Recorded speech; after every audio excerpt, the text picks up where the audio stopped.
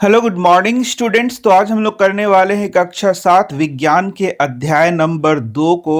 और ये जो हम लोग पढ़ने वाले हैं अपने नए एनसीईआरटी बुक से पढ़ने वाले हैं जो कि जिज्ञासा है। तो चैप्टर का नाम है पदार्थों का अन्वेषण, अम्लीय, क्षारीय एवं उदासीन। तो चैप्टर का मतलब क्या है? अन्वेषण का मतलब क्या होता है? खोज करना। तो यहां पर हमें पदार्थों के प्रकृति को खोजना है, यानी जो पदार्थ होते हैं वे अलग अलग प्रकृति के होते हैं। कुछ पदार्थ अम्लीय होते हैं, कुछ पदार्थ क्षारीय होते हैं, कुछ पदार्थ उदासीन होते हैं। तो यही इस चैप्टर में हमें सिखाया गया है कि भाई किस पदार्थ को हम लोग अम्लीय कहेंगे, किसको क्षारीय कहेंगे, किसको उदासीन कहेंगे। फिर हम लोग कैसे पहचान भी करेंगे कि कौन सा पदार्थ अम्लीय है, क्षारीय है अथवा उदासीन है। तो यही सब इस चैप्टर में पूरा डिटेल में पढ़ाया गया है। यह चैप्टर की शुरुआत जैसे देख सकते हो लिखा हुआ है, दिनांक 28 फरवरी को विद्यालय ने राष्ट्रीय विज्ञान दिवस मनाने हेतु विज्ञान मेले का आयोजन किया। यहाँ पर एक डेट दिया गया है जो कि है 28 फरवरी, और बताया जा रहा है कि इस दिन राष्ट्रीय विज्ञान दिवस है और इसके मतलब इसको मनाने के लिए विज्ञान मेले का विद्यालय में आयोजन किया गया। अब विज्ञान मेला है तो इसके लिए एक प्रवेश द्वार भी बनाया गया। तो वही यहाँ भी बोल रहा है कि प्रवेश द्वार मतलब जहां से एंट्री गेट है उस पर स्वागत करते समय भाई बहन अश्विनी और कीर्ति को एक श्वेत कागज दिया गया। तो अश्विनी और कीर्ति वहां पर गए थे। कहाँ गए थे भाई? विज्ञान मेले में। तो जब वे प्रवेश द्वार पर पहुंचते हैं तो उनको एक सफेद कागज दिया जाता है। वे यह जानने के लिए अब उत्सुक हो गए कि उन्हें यह सफेद कागज क्यों दिया गया। और जैसा हम लोगों ने फर्स्ट चैप्टर भी पढ़ रखा है, फर्स्ट चैप्टर में हमें बताया गया है कि ये जो विज्ञान का पुस्तक लिखा गया है, नया एनसीईआरटी लिखा गया है, उसमें बच्चों को उत्सुकता बढ़ाने के लिए बहुत सारी बातें लिखी गई हैं। अब देखो तुम भी उत्सुक हो गए होगे कि भाई उनको सफेद कागज क्यों दिया गया। कुछ कदम आगे एक कार्यकर्ता इन कागजों पर एक द्रव पदार्थ छिड़क रही थी। तो यहाँ देख सकते हो चित्र में इसे दिखाया गया है कैसे ये दोनों भाई बहन हैं, इनको एक सफेद कागज दिया गया और इस पर एक द्रव छिड़का गया। जैसे ही द्रव छिड़का गया इनके कागज पर यहाँ कुछ लिखा हुआ देखने को मिल रहा है। तो क्या ये जादू है या कि कुछ विज्ञान है, यही यहाँ पर बोल रहा है। तो इस प्रकार से उन्होंने कागज पर कुछ जो द्रव था उसको छिड़कवा लिया। द्रव पदार्थ के छिड़कते ही उन कागजों पर विज्ञान के अद्भुत जगत में आपका स्वागत है, इस तरीके का वाक्य दिखाई दिया। तो जो यहाँ पर कागज था उस पर लिखा हुआ था कि विज्ञान के अद्भुत जगत में आपका स्वागत है।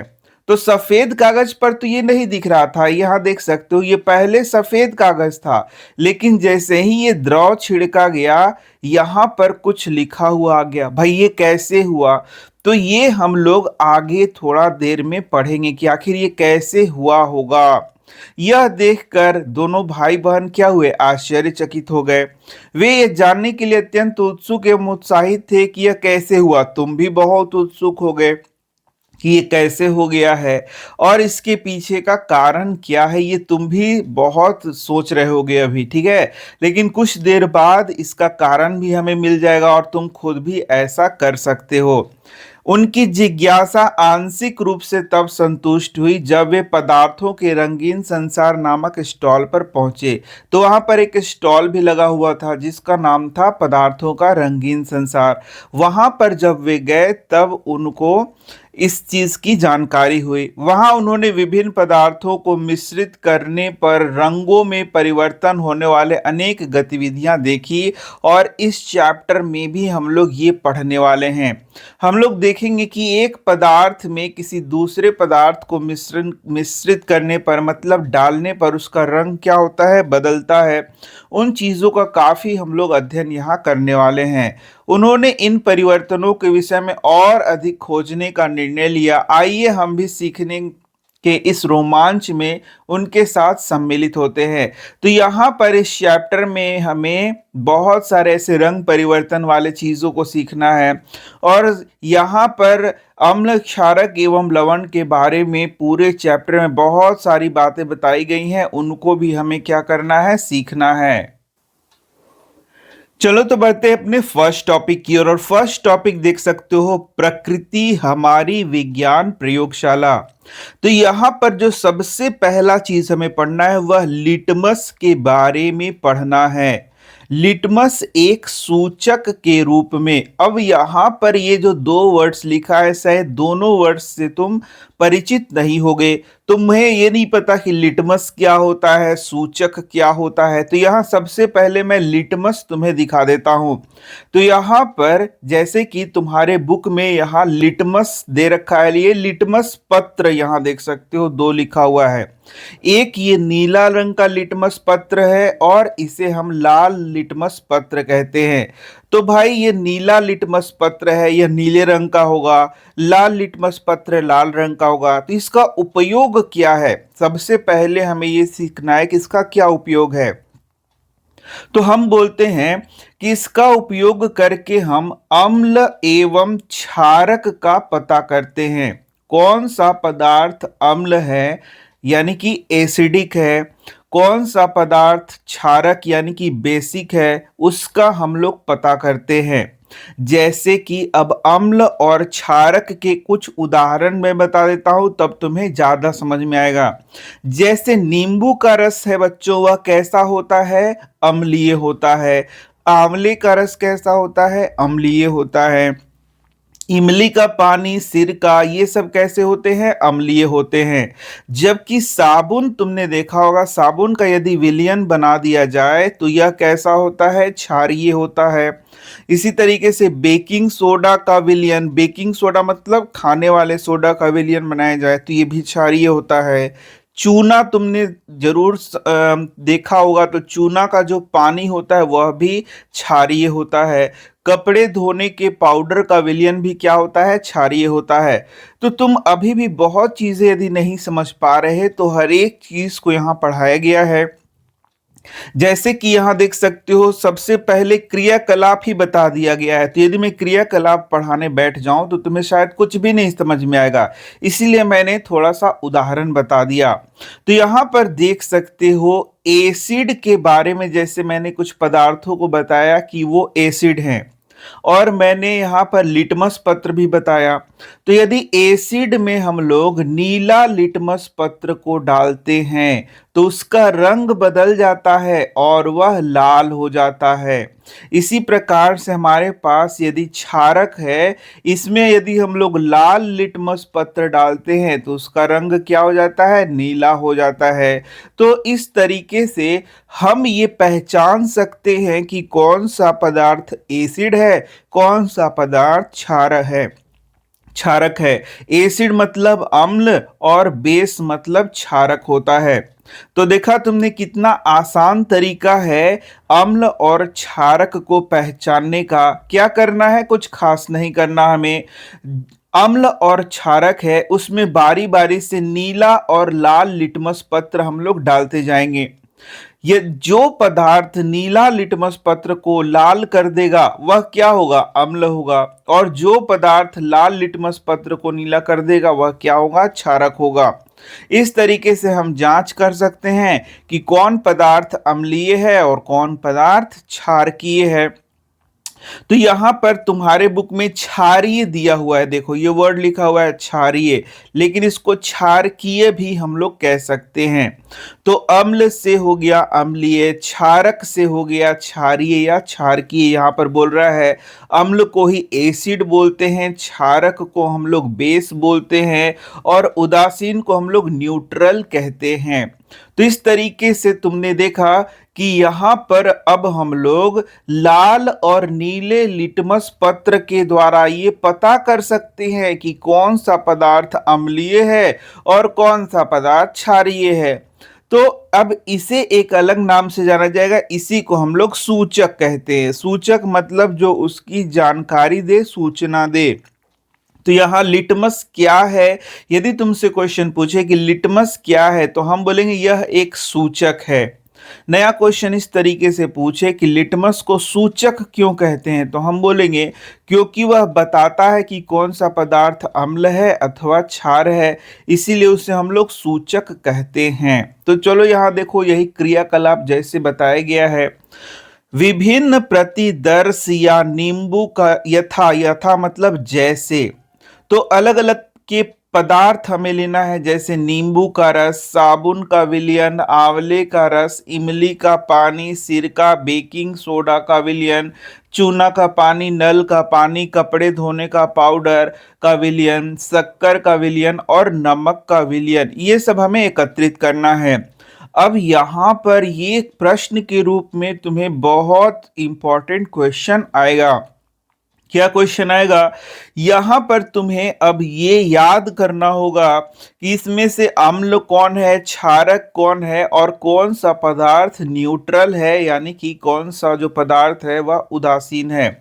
तो तुम देख सकते हो, नींबू का रस क्या है? अम्लीय है। आंवले का रस क्या है? अम्लीय है। इमली का पानी, सिरका, ये सब क्या है? अम्लीय है। आगे अम्ल के बारे में और भी बताया जाएगा। तो ये जितने भी पदार्थ हैं, ये स्वाद में क्या होते हैं? खट्टे होते हैं। और जब इनमें नीला लिटमस पत्र डाला जाएगा तो ये क्या हो जाएगा? लाल हो जाएगा। जो अम्ल है उसमें नीला लिटमस पत्र डाला जाएगा तो वह कैसा हो जाएगा? लाल हो जाएगा। लेकिन अब तुमको लगेगा कि सर यदि इसमें लाल लिटमस पत्र डाला जाए तो क्या होगा?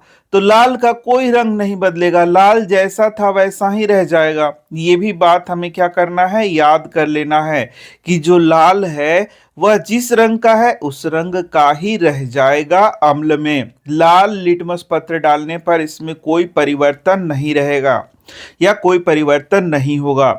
अब इसके बाद हम लोग को याद कर लेना है कि जो साबुन का विलयन है, इसी तरीके से बेकिंग सोडा का विलयन है, चूना का जो पानी है, कपड़े धोने का जो पानी है, विलयन पाउडर का जो विलयन है, ये सब कैसे होते हैं? क्षारक होते हैं या क्षार होते हैं। तो जब इनमें लाल लिटमस पत्र डाला जाएगा तो नीला हो जाएगा। लेकिन यदि इसमें नीला ही लिटमस पत्र डाला जाए तो कोई परिवर्तन नहीं होगा। इस प्रकार से देखोगे, ये जो भी तुम्हारा क्षारक है उसमें लाल लिटमस पत्र क्या हो जाता है? नीला हो जाता है। जबकि यदि इसमें नीला वाला डाला जाए तो कोई परिवर्तन नहीं होगा। नीला में कोई परिवर्तन नहीं होगा, लेकिन लाल डाला जाएगा तो नीला हो जाएगा। क्या होगा? लाल डाला जाएगा तो नीला हो जाएगा। तो ये हमें याद रखना है। तो इस प्रकार से हम लोगों ने देखा कि लिटमस पत्र के द्वारा हम लोग पता कर पा रहे हैं कि कौन सा पदार्थ अम्लीय है और कौन सा पदार्थ क्षारीय है। इस कारण से लिटमस पत्र को हम लोग क्या बोलेंगे बच्चों? सूचक बोलेंगे, या इंडिकेटर के नाम से भी जानते हैं, या एसिड बेस इंडिकेटर भी इसे हम लोग कहते हैं। तो इस तरीके से ये चीजें हमें याद रखनी है। तब तुम्हारे दिमाग में प्रश्न आएगा कि यहाँ जो उदासीन विलयन है, जैसे कि नल का जो पानी है वह ना अम्लीय है ना क्षारीय है, शक्कर का विलयन ना अम्लीय है ना क्षारीय है, नमक का विलयन ना अम्लीय है ना क्षारीय है, तब इसमें लिटमस पत्र का क्या प्रभाव होगा? तो आंसर है कुछ भी नहीं होगा। इसमें कोई रंग में परिवर्तन नहीं देखने को मिलेगा। लाल वाला लिटमस पत्र डालेंगे तब उसमें भी कोई परिवर्तन नहीं दिखेगा, नीला लिटमस पत्र डालेंगे तो उसमें भी कोई परिवर्तन नहीं दिखेगा। तो इस तरीके से हम लोग अम्ल, क्षारक और जो उदासीन विलयन है उसको आसानी से पहचान सकते हैं। किसके द्वारा पहचान सकते हैं? इस लिटमस पत्र के द्वारा पहचान सकते हैं। तो यदि मान लो हमारे पास दो ही लिटमस पेपर है, नीला लिटमस पत्र है और लाल लिटमस पत्र है, तो क्या दोनों लिटमस पत्र के द्वारा हम लोग इन सब पदार्थों का प्रकृति को पता कर सकते हैं? बिल्कुल पता कर सकते हैं। और इसके द्वारा हम जान सकते हैं कि कौन पदार्थ अम्लीय है, कौन पदार्थ क्षारकीय है। तो वही यहाँ प्रयोग भी दिखाया गया है।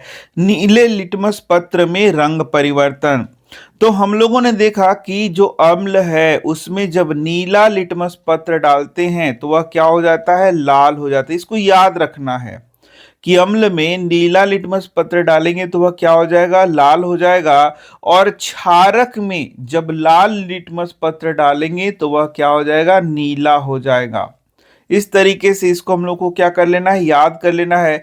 तो वही यहाँ भी किया है इन बच्चों ने। क्या किया है कि ये जो अलग अलग पदार्थ हैं इनको इस ये इन्होंने क्या किया, सबसे पहले लाल और नीला लिटमस पत्र का छोटा छोटा इसे टुकड़ा कर लिया और इस टुकड़े पर ही वे ये जो अलग अलग पदार्थ हैं उनको ड्रॉपर की मदद से इस पर डालते जाते हैं।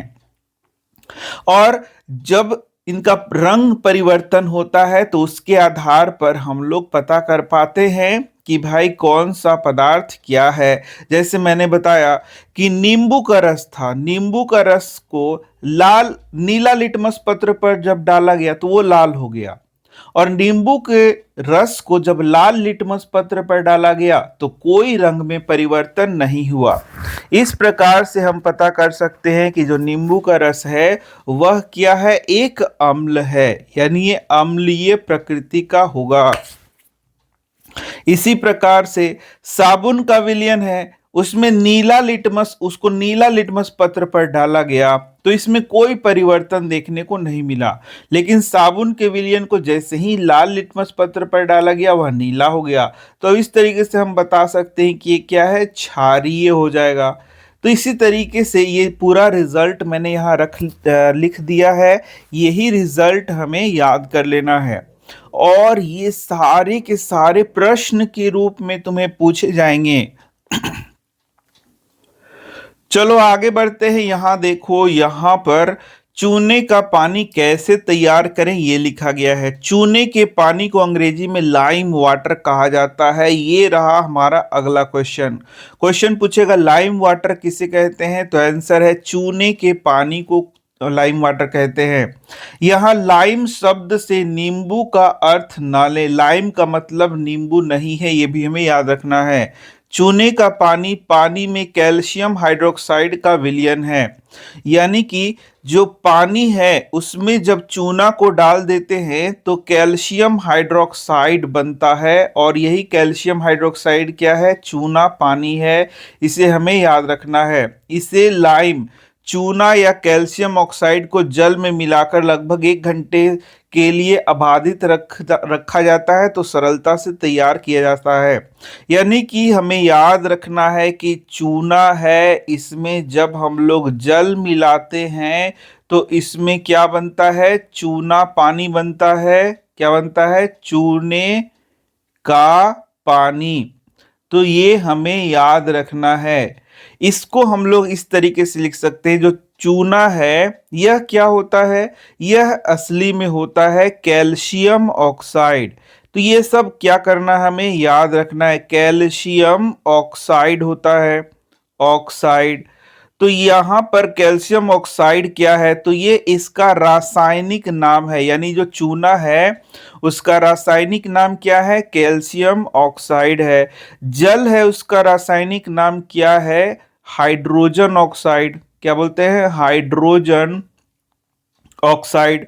और ये तुम्हें पता भी होगा, ऑक्साइड, ये तुम्हें पता भी होगा कि H2O इसे कहते हैं, H2O को हम लोग जल कहते हैं। चूने का पानी क्या हो गया, कैल्शियम हाइड्रोक्साइड, कैल्शियम हाइड्रोक्साइड। तो इस प्रकार से अब ये बहुत इंपॉर्टेंट क्वेश्चन बन जाता है। क्या क्वेश्चन है कि कैल्शियम ऑक्साइड को जब जल में मिलाया जाता है तो क्या बनता है, तो हमारा उत्तर है कैल्शियम हाइड्रोक्साइड बनता है। एक और क्वेश्चन पूछेगा कैल्शियम हाइड्रोक्साइड कैसे बनाया जाता है, तो हम बोलेंगे कैल्शियम ऑक्साइड को जब जल में डालते हैं तो कैल्शियम हाइड्रोक्साइड बनाया जाता है। अब छोटे छोटे तो बहुत सारे प्रश्न होंगे कि चूना का रासायनिक नाम क्या है, तो कैल्शियम ऑक्साइड है। जल का रासायनिक नाम क्या है, तो हाइड्रोजन ऑक्साइड है। चूने के पानी का रासायनिक नाम क्या है, तो कैल्शियम हाइड्रोक्साइड है। ये सारे प्रश्न भी एग्जाम में पूछे जाएंगे। तो इस तरीके से ये सारे प्रश्न बहुत ही इंपॉर्टेंट है एग्जाम के लिए, तो हर एक पॉइंट को हमें याद कर लेना है। इस द्रव को दूसरे पात्र में छानकर चूने का पानी के रूप में इसका उपयोग किया जाता है। तो जैसा हम लोगों ने देखा, यहाँ चूने के पानी को कैसे बनाना है इसके बारे में लिखा गया है, तो उसे हमें याद कर लेना है। अब ये देखो, ये जो चार्ट है इसे मैंने बहुत अच्छे से तुम्हें पढ़ा दिया है। तो यहाँ पर अब जो हमने एक्टिविटी किया उसका रिजल्ट दिख रहा है। समूह क में वे प्रतिदर्श है जो नीले लिटमस पत्र को लाल कर देते हैं। तो तुम ही बताओ, नीले लिटमस पत्र को लाल कौन कर देता है? अम्ल। यानी कि जो अम्ल है वह नीले लिटमस पत्र को लाल कर देगा। समूह ख में वे प्रतिदर्श हैं जो लाल लिटमस पत्र को नीला कर देता है। तो ये कौन होगा? ये होगा क्षारक, जो कि लाल लिटमस पत्र को नीला कर देता है। और ग में वे प्रतिदर्श है, दोनों ही प्रकार के लिटमस पत्र को कोई भी प्रभावित नहीं करते, यानी कि ये कैसे होंगे? उदासीन होंगे। यही तो हम लोगों ने सीखा है, अभी बहुत अच्छे से मैंने सिखाया है और इसे हमें एकदम याद रखना है। तो इस तरीके से यहाँ पर देखा तुमने, रंग में परिवर्तन हो रहा है और रंग में परिवर्तन के द्वारा हम लोग अम्ल, क्षारक और लवण को पता कर पा रहे हैं कि कौन सा चीज अम्ल है, कौन सा चीज क्षारक है और कौन सा चीज उदासीन है। तो यदि हमें पता करना है कि कौन सा चीज अम्लीय, क्षारकीय या उदासीन है, उसके लिए हमें क्या करना होगा? यहाँ एक सूचक का उपयोग करना होगा और ये सूचक के रूप में हम लोग लिटमस को यूज कर रहे हैं। अब तुम्हारे दिमाग में आया, क्या सिर्फ लिटमस के द्वारा ही अम्ल और क्षारक को पहचाना जा सकता है? आंसर है नहीं। बहुत से अन्य सूचक भी हैं जिसके द्वारा हम लोग अम्ल और क्षारक को पहचान सकते हैं, उसके बारे में भी इस चैप्टर में पढ़ाया गया है। मैं यह जानने के लिए उत्सुक हूं कि लाल और नीले लिटमस पत्र की पट्टियां किस पदार्थ से बनी हैं। अब ये सारी चीजें हम लोग यहाँ पर पढ़ेंगे कि अब ये लिटमस किस चीज से बनता है। जब इन पर कुछ प्रतिदर्शों की बूंदें डाली जाती है तो इनका रंग क्यों बदल जाता है। तो ये सारी चीजें हमें यहाँ पर अब पता चलेंगी और इसको प्रश्न के रूप में भी हम लोग पढ़ेंगे। आइए पता लगाएं। लिटमस लाइकेन से प्राप्त एक प्राकृतिक पदार्थ है। ये देखो, ये पहला प्रश्न हमारा आता है कि लिटमस हमें कैसे प्राप्त होता है, लिटमस कैसे बनता है, लिटमस कैसे बनाया जाता है। तो हम बोलेंगे कि यह लाइकेन से बनाया जाता है। लाइकेन क्या है? लाइकेन एक सजीव होता है, इसी सजीव से हम लोग लिटमस प्राप्त करते हैं। अब लाइकेन के बारे में आगे के क्लासेस में और ज्यादा पढ़ोगे। लिटमस दो रूपों में उपलब्ध होता है। लिटमस कितने रूप में उपलब्ध होगा? दो रूपों में, विलयन के रूप में एवं कागज की पट्टियों के रूप में। तो लिटमस को हम लोग विलयन के रूप में भी मार्केट से ले सकते हैं, कागज की पट्टियों के रूप में भी मार्केट से ले सकते हैं। तुमने कागज की पट्टियों के रूप में देखा होगा, जो तुम्हारा प्रयोगशाला है उसमें कागज की पट्टियों के रूप में लिटमस पत्र तुम्हें दिया गया होगा, जिसे लिटमस पत्र यानी लिटमस पेपर इसको कहते हैं, लिटमस पेपर के नाम से भी जानते हैं। लिटमस पेपर दो रंगों का होता है, मुख्यतः यह नीले रंग का होगा और लाल रंग का होगा, जैसा कि हम लोगों ने शुरू में ही पढ़ लिया है। तो ये यहाँ पर कैसे बनाया जा रहा है? तो इसको, कागज को हम लोग यानी लिटमस विलयन में डाल देंगे तो इस तरीके का हमें लिटमस पेपर प्राप्त होता है, जो कि हम लोग खरीद सकते हैं और उसका उपयोग कर सकते हैं। ऐसे पदार्थ जो नीले लिटमस पत्र को लाल कर देता है उसे अम्लीय पदार्थ कहते हैं। बिल्कुल यही चीज हम लोग बार बार पढ़ रहे हैं और हम लोगों को अब याद भी हो गया है कि अम्लीय पदार्थ में नीले लिटमस पत्र को डाला जाता है तो वह लाल उसे कर देता है और हम लोग पहचान जाते हैं कि वह पदार्थ कैसा है? अम्लीय। जैसे कि नींबू का रस क्या हो गया? अम्लीय। जबकि ऐसे पदार्थ जो कि लाल लिटमस पत्र को नीला कर देते हैं उन्हें क्षारीय प्रकृति का कहते हैं। तो ये भी प्रश्न आ गया तुम्हारा कि जो क्षारीय पदार्थ है उसमें क्या होता है, तो हम बोलते हैं उसमें लाल लिटमस पत्र को डालने पर वह नीला हो जाता है। चूंकि लिटमस अम्लीय और क्षारीय विलयन में भिन्न भिन्न रंग दर्शाता है, अतः यह अम्ल क्षारक सूचक कहलाता है। तो ये शुरू में ही बता दिया मैंने, सूचक जो सूचना दे रहा है, जो ये बता रहा है कि कौन सा पदार्थ अम्लीय है अथवा कौन सा पदार्थ क्षारीय है, उसे हम लोग क्या कहते हैं, सूचक कहते हैं। और यहाँ पर लिटमस को हम लोग अम्ल क्षार सूचक या सिंपल सूचक के नाम से भी कह जानते हैं। तो यदि तुमसे क्वेश्चन पूछा है कि लिटमस क्या है, तो हम बोलेंगे यह एक सूचक है। कैसा सूचक है, जो अम्ल और क्षारक का पता लगाता है। कुछ अन्य पदार्थ जो प्रकृति और मानव निर्मित हैं, इनका उपयोग भी सूचक के रूप में किया जा सकता है। तो मैंने क्या बताया, सिर्फ लिटमस पेपर के द्वारा ही अम्ल और क्षारक का पता लगाया जाता है, तो आंसर है नहीं, बहुत सारे अन्य पदार्थ हैं। तो जो लिटमस है, इसको हम लोग प्राकृतिक सूचक कहते हैं। क्या बोलते हैं, प्राकृतिक सूचक। लेकिन कुछ अन्य पदार्थ भी हैं जो कि कृत्रिम सूचक होते हैं, जैसे कि फिनोप्थेलिन जो होता है वह एक कृत्रिम सूचक होता है। इसी प्रकार से मिथाइल ऑरेंज होता है, वह एक कृत्रिम सूचक होता है। उसको भी जब हम लोग अम्ल एवं क्षारक में डालते हैं तो अलग अलग तरीके से रंग को बदल देता है। मानव निर्मित सूचकों का निर्माण प्रयोगशालाओं में किया जाता है। तो जैसे दो नाम मैंने बताया, वो नाम यहाँ पर वर्णन नहीं किया गया है, लेकिन ये जो सूचक है वो प्रयोगशाला में बनेगा।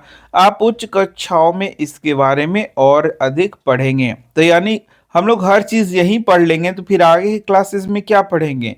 तो वही यहाँ भी लिख रहा है कि इसके बारे में ऊंचे क्लासेस में हमें पढ़ाया जाएगा। चलो हम लोग आगे बढ़ते हैं। यहाँ पर एक टॉपिक दे रहा है समग्र दृष्टि। यहाँ देख सकते हो लाइकेन के बारे में कुछ चीज और हमें बता रहा है। तो ये देखो यहाँ पर लाइकेन का चित्र दिया हुआ है। जैसे देख सकते हो एक पेड़ है, पेड़ के ऊपर लाइकेन को यहाँ पर दिखाया गया है। तो लाइकेन के बारे में थोड़ा सा और जानकारी देता है, चलो हम लोग उसको पढ़ लेते हैं। बोलता है लाइकेन जो है दो जीवों की सहजीविता से बनते हैं। अब बोलोगे सर सहजीविता क्या है, तो सहजीविता ऐसा संबंध है जिसमें दो जीव साथ साथ रहते हैं तथा दोनों जीव एक दूसरे की मदद करते हैं। तो यहाँ जो लाइकेन है वह भी सहजीविता का उदाहरण है।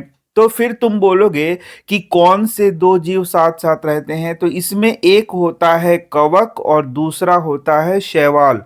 तो ये जो कवक है और शैवाल है, एक दूसरे से सहजीविता संबंध बनाते हैं, मतलब वे एक दूसरे की मदद करते हैं और साथ साथ रहते हैं, और इसे हम लाइकेन के नाम से जानते हैं। तो अब बात है कि भाई कवक क्या करता है और शैवाल क्या करता है। तो हम बोलेंगे जो शैवाल होता है वह प्रकाश संश्लेषण के द्वारा भोजन का निर्माण करता है, जबकि जो कवक होता है वह बहुत सारे जो न्यूट्रिशियस सब्सटेंसेस हैं उसको अवशोषण करने का कार्य करता है। तो इस प्रकार से अब थोड़ा कवक के बारे में ये भी समझ लो कि ये प्रकाश संश्लेषण नहीं करते। तो जो कवक है उसको शैवाल के द्वारा भोजन मिल जाता है, और जो शैवाल है उसको बहुत सारे न्यूट्रिशस सब्सटेंसेस हैं जिसको कवक अवशोषित करके देता है। तो इस तरीके से दोनों फिर एक दूसरे की मदद करते हैं, और इसी संबंध को हम लोग सहजीविता कहते हैं। और ये जो दोनों का सहजीविता संबंध है यही लाइकेन कहलाता है। तो अब लाइकेन के बारे में बोल रहे हैं कि ये उन क्षेत्रों की चट्टानों और पेड़ों पर उगते हैं जहां प्रचुर मात्रा में वर्षा होती है और वायु स्वच्छ होता है। यानी स्वच्छ वायु में, यह जहाँ पर स्वच्छ वायु होता है और जहाँ पर प्रचुर मात्रा में वर्षा होती है, वहाँ पर ये जो लाइकेन है चट्टानों पर पेड़ों पर उगते हैं। क्या आपको अपने आसपास के पेड़ों पर लाइकेन मिलते हैं? बिल्कुल, तुम देख सकते हो अपने आसपास अगल बगल, और वहाँ पर तुम्हें लाइकेन देखने को मिलेगा।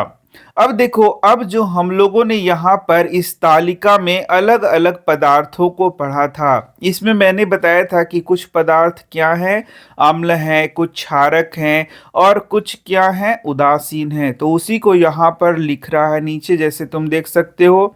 देखो, तालिका 2.2 में समूह क, ख एवं ग में क्रमबद्ध पदार्थों को वर्गीकृत करते हैं।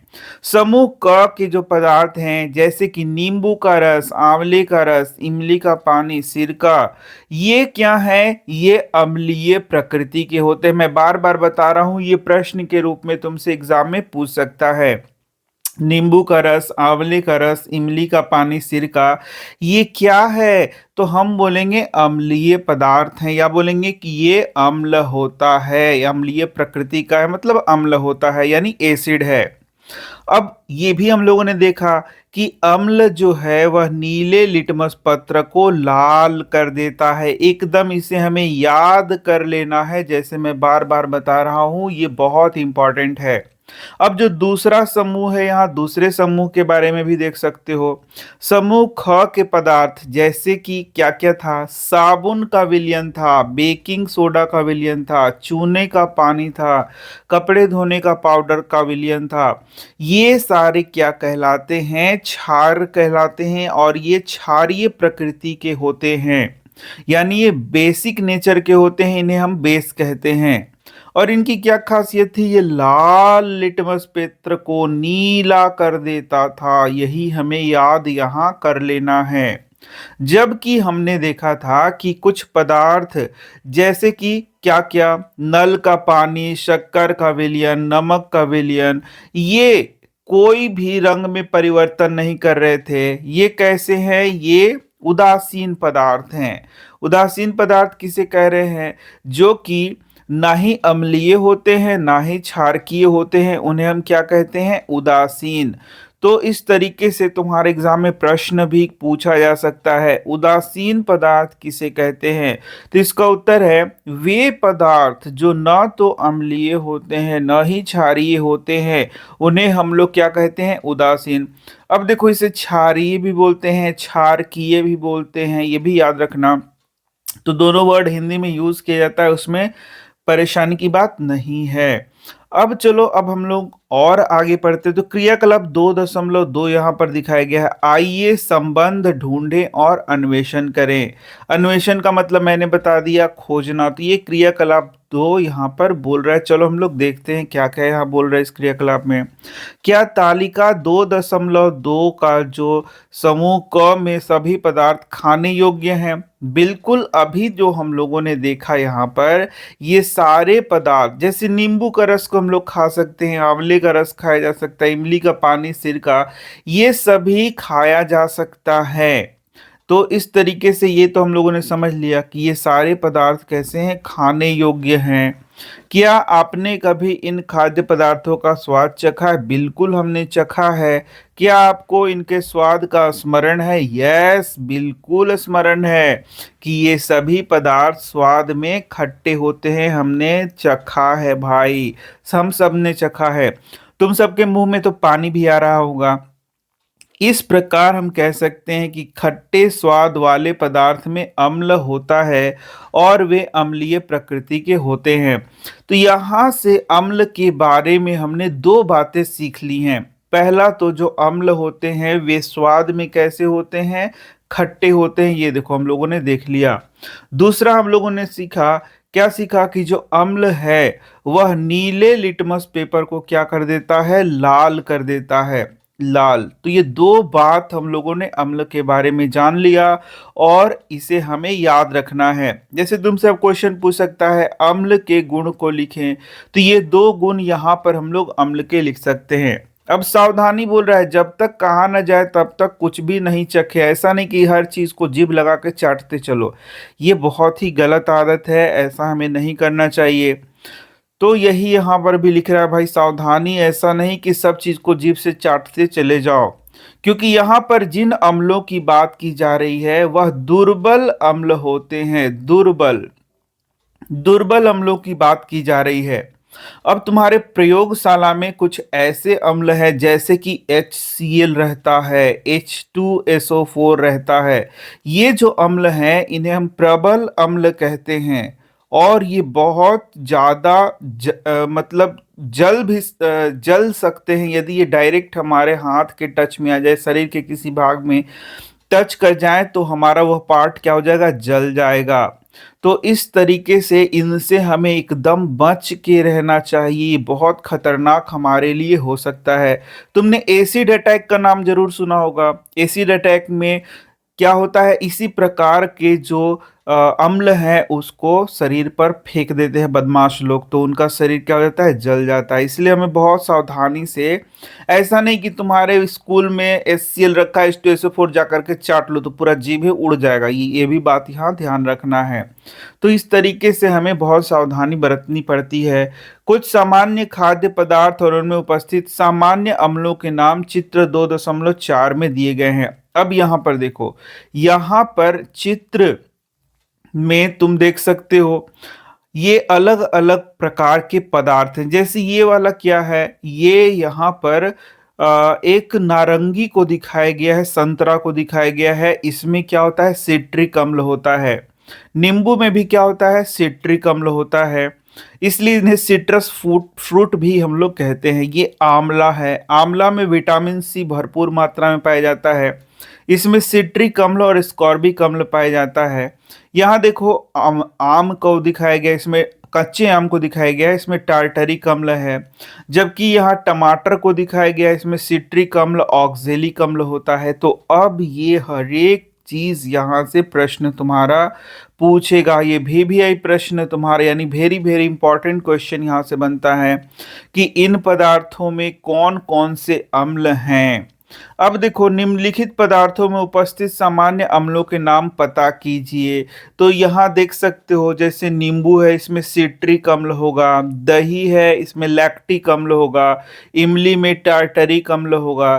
सिरका में क्या होगा, इसे तुम पता करो। सिरका में होता है एसिटिक अम्ल। तो इस तरीके से सिरका पता करना कि सिरका किसे कहते हैं। मैंने तो सिर्फ अम्ल का नाम बताया कि सिरका बनाया कैसे जाता है और ये कैसे तैयार किया जाता है, इसके बारे में तुम थोड़ा पता करना। तो इस तरीके से ये अलग अलग अम्लों के नाम, मतलब अलग अलग जो पदार्थ होते हैं इसमें एक ही प्रकार के अम्ल नहीं होते, अलग अलग प्रकार के अम्ल होते हैं और उनका नाम भी हमें याद रखना है, जो कम से कम NCERT में दिया गया है। चलो आगे बढ़ते हैं। बोलता है आइए अब समूह ख में से एक पदार्थ का विलयन लेते हैं, जैसे बेकिंग सोडा। सबसे पहले तो ये बताओ बेकिंग सोडा क्या है। तो हम बोलते हैं यह एक क्षारक है। क्षारक है यानी ये क्षारकीय प्रकृति का होता है। अब बोल रहा है बेकिंग सोडा को लीजिए और बेकिंग सोडा के विलयन को अपनी उंगलियों के बीच में रगड़ें। आपको क्या अनुभव होगा, यह साबुन जैसा चिकना लगता है। और लिख भी रहा है कि क्षारीय पदार्थ सामान्यतः छूने पर चिकने होते हैं। इसी के साथ जो क्षार होता है साधारणतः स्वाद में कड़वा होता है। अरे वाह! अब देखो, हम लोग क्षार के बारे में 3 गुणों को पढ़ चुके हैं। क्षार के बारे में पूछेगा कि क्षार के गुणों को लिखें। क्षार या क्षारक भी पूछेगा, ठीक है, बेस इसको कहेंगे। तो क्षारक के 3 गुणों को लिखें। तो पहला गुण हम लोग लिख सकते हैं कि जो क्षारक होते हैं सामान्यतः छूने पर वो चिकने होते हैं। ये हो गया हमारा पहला गुण। फिर दूसरा गुण क्या हो जाएगा, दूसरा गुण हो जाएगा कि यह लाल लिटमस पत्र को क्या कर देता है, नीला कर देता है। तो ये दूसरा गुण हो गया। अब बोलोगे तीसरा गुण क्या होगा, तो ये स्वाद में कड़वे होते हैं। तो ये हो गया हमारा तीसरा गुण। इस तरीके से हम लोग क्षारक के 3 गुणों को लिख सकते हैं और ये प्रश्न के रूप में ही पूछेगा। इसी के साथ प्रश्न पूछ सकता है अम्ल एवं क्षारक में अंतर करें। तो एक तरफ हम लिख देंगे अम्ल और दूसरे तरफ हम लोग लिख देंगे क्षारक, और इनके बीच में हम अंतर स्पष्ट कर सकते हैं। तो इस तरीके से इस प्रकार के प्रश्न एग्जाम में पूछे जाएंगे। हमें प्रश्न के रूप में इस चैप्टर को पढ़ना है ताकि कोई भी प्रश्न हम एग्जाम में लिख सके, कोई भी प्रश्न ना छूटे। परंतु यह आवश्यक नहीं कि जिस पदार्थ का स्वाद कड़वा है उसमें क्षार की उपस्थिति ही हो। ऐसा ये भी अब समझ लेना कि जो पदार्थ कड़वा है, क्या सभी कड़वे पदार्थ क्षारक होंगे? ऐसा कोई जरूरी नहीं है। तो मैं बार बार बोल रहा हूँ, यहाँ क्षार और क्षारक दो वर्ड, तुम दोनों में से कोई भी लिख सकते हो, जैसे यहाँ देख सकते हो। उदाहरण के लिए करेले का स्वाद कड़वा होता है, परंतु यह क्षारीय प्रकृति का नहीं होता। तो यहाँ यही बताया जा रहा है कि जो करेला है वह भी कैसा होता है, कड़वा होता है, लेकिन वह क्षारीय प्रकृति का नहीं होता। तो बच्चों, यदि वीडियो स्लो लग रहा है तो तुम लोग 1.5x फास्ट करके इसको देखो। प्लेलिस्ट को देखना, सारे वीडियोस वहाँ प्लेलिस्ट में मिल जाएंगे। अब मैं एक सूचक का उपयोग करके आंगन को स्वच्छ करने वाले द्रव पदार्थ की प्रकृति का परीक्षण कर सकता हूँ। बिल्कुल, यदि हम लोग यहाँ पर सूचक का प्रयोग करें तो विभिन्न पदार्थों को हम लोग पता कर सकते हैं कि वो अम्ल है अथवा क्षारक है या फिर उदासीन है। अब बोलता है, यदि लिटमस उपलब्ध नहीं है तो क्या ऐसे अन्य प्राकृतिक पदार्थ हैं जिनका अम्ल क्षार सूचक के रूप में उपयोग किया जा सकता है? बिल्कुल, बहुत सारे ऐसे पदार्थ हैं जिन्हें अम्ल क्षार सूचक के रूप में हम लोग उपयोग करते हैं। मैंने बता दिया है कि ये जो सूचक होते हैं वे दो प्रकार के होंगे। कुछ सूचक कैसे होते हैं, प्राकृतिक होते हैं, और प्राकृतिक सूचकों के बारे में और भी आगे हम लोगों को पढ़ना है। कुछ सूचक कैसे होते हैं, कृत्रिम होते हैं, जिनका नाम मैंने ऊपर बताया था, जो कि प्रयोगशाला में हम लोग बनाते हैं। तो वही बोल रहा है कि भाई प्राकृतिक सूचक कुछ और हैं क्या? तो ये देखो, लाल गुलाब एक सूचक के रूप में। अब बता दो, लाल गुलाब कैसा सूचक है? तो भाई ये प्राकृतिक सूचक होगा, प्राकृतिक रूप से ये हमें प्राप्त होता है। आपने अपने आसपास अनेक रंग बिरंगे पुष्प देखे होंगे। इन पुष्पों का उपयोग करके सूचक बनाने का प्रयास कीजिए। तो सूचक तो हम खुद से ही बना सकते हैं, जैसे यहाँ लाल गुलाब है या फिर उड़हुल है। उड़हुल का भी हम लोग सूचक के रूप, उड़हुल के फूल का भी सूचक के रूप में हम लोग उपयोग कर सकते हैं। तो हम लोग उसको पहले अम्ल में डालेंगे, फिर क्षारक में डालेंगे, और इस तरीके से उसका रंग में परिवर्तन होगा। तो हम लोग पता कर लेंगे कि भाई ये कैसा सूचक है। लेकिन क्या लाल गुलाब को सीधे डाल देना है? नहीं, सीधे नहीं डालना है। इसको हम लोगों को क्या करना होगा, थोड़ा सा देखो यहाँ कैसे बनाया जा रहा है। जैसे बोल रहा है, गर्म पानी में डूबी हुई लाल गुलाब की पंखुड़ियां। इस प्रकार से जो गुलाब है, गुलाब की पंखुड़ी है, उसका सारा एसेंस इस पानी में आ जाएगा।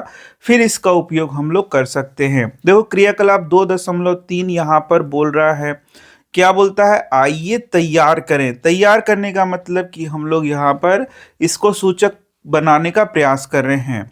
अपने आसपास के लाल गुलाब के फूलों को हम लोग को तोड़ लेना है और उसके पंखुड़ियों को ले लेना है। इसके लिए कृपया पुष्पों को तोड़े नहीं, अपितु आप भूमि पर गिरी हुई पंखुड़ियों अथवा पुष्प उठा सकते हैं। इस प्रकार से ये बोल रहा है, बड़ा ही नम्र भाव में बोल रहा है कि भाई पंखुड़ी जो गिरा है उसको ले लेना। ठीक है, एक मुट्ठी भर लाल गुलाब का पंखुड़ी ले लो और उन्हें पानी से धो लेना है। खरल और मूसल का उपयोग करके पंखुड़ियों को कुचलिए। अब तुम्हारे पास खरल और मूसल तो नहीं होगा, तो इसको पत्थर वगैरह से भी हम लोग क्या कर सकते हैं, इसका पंखुड़ियों को कुचल करके उसको पेस्ट जैसा हल्का बनाने का प्रयास करेंगे। इन्हें एक कांच के गिलास में रखिए। इस कांच के गिलास में थोड़े गर्म पानी डालिए और यह सुनिश्चित कीजिए कि कुचली हुई पुष्प की पंखुड़ियां पूर्णतः पानी में डूब गई हैं। मतलब कुल मिला के इसका एसेंस को हम लोग निकालेंगे पानी में, और इस प्रकार से हम लोग अपना सूचक तैयार करेंगे। अब सावधानी, बार बार बोला है कि ये सारा एक वयस्क के निर्देशन में ही करना है, अपने अपने कुछ भी नहीं करना, चुपके चुपके। ठीक है, अब देखो क्या बोलता है, कांच के गिलास को ढक्कन से ढक दीजिए। इसके पश्चात 5 से 10 मिनट तक प्रतीक्षा कीजिए जब तक कि पानी रंगीन ना हो जाए। अब इसे छान लीजिए। निस्यंदन का मतलब क्या होगा बच्चों? निस्यंदन का मतलब होता है छानना। तो निस्यंद जो होता है वह निस्यंदन के पश्चात जो द्रव प्राप्त होगा उसको निस्यंद कहेंगे। वांछित अम्ल क्षार सूचक के रूप में उपयोग किए जाने वाले पुष्प अर्क हैं। अब देखो, यहाँ परख नली हमारे पास है। ये देखो, इस तरीके का परख नली, जिसे हम लोग टेस्ट ट्यूब के नाम से भी जानते हैं, ये रहा। ये तुम्हारे स्कूल में होगा। परख नली का देखो स्टैंड है, ये जो स्टैंड है, और प्लास्टिक का स्टैंड भी आजकल है, आ रहा है, तुम्हारे स्कूल में होगा। और लाल गुलाब का ये अर्क यहाँ पर है।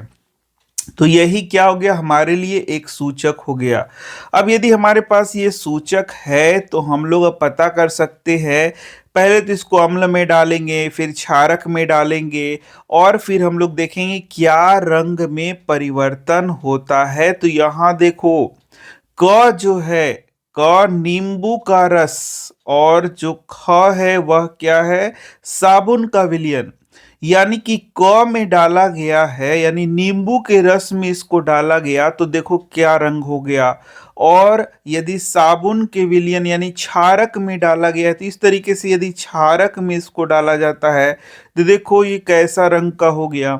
और ये अम्ल में डाला जाता है तो देखो ये रंग कैसा हो गया। इस प्रकार से हम लोग रंग के द्वारा अब पहचान लें कि कौन सा अम्ल है, कौन सा यहाँ पर क्षारक है। तो इस प्रकार से ये चीजें यहाँ देखने को तुम्हें मिलेंगी। और ये जो रंग में परिवर्तन हो रहा है उसी से हम लोग यहाँ पता कर लेंगे कि कौन सा पदार्थ अम्लीय है, कौन सा पदार्थ क्षारकीय है। तो यहाँ इस प्रयोग से हमें ये कंफर्म हो गया कि भाई ये जो रंग दिख रहा है, ये रंग कैसा है, लाल रंग है। और ये जो रंग है वह कैसा है, हरा रंग। इसका मतलब है कि ये जो गुलाब का पंखुड़ी को हम लोगों ने उसका जो अर्क निकाला था वह एक अम्ल क्षारक सूचक के रूप में हम लोगों ने उपयोग किया।